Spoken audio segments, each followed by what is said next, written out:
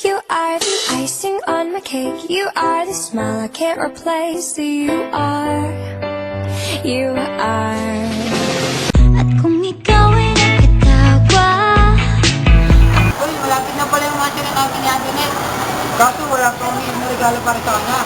Buti na lang, nandiyan yung ribbon and lace.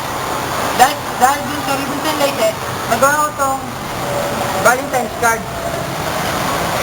Ngayon, meron na akong ibibigay sa kanya. Ikaw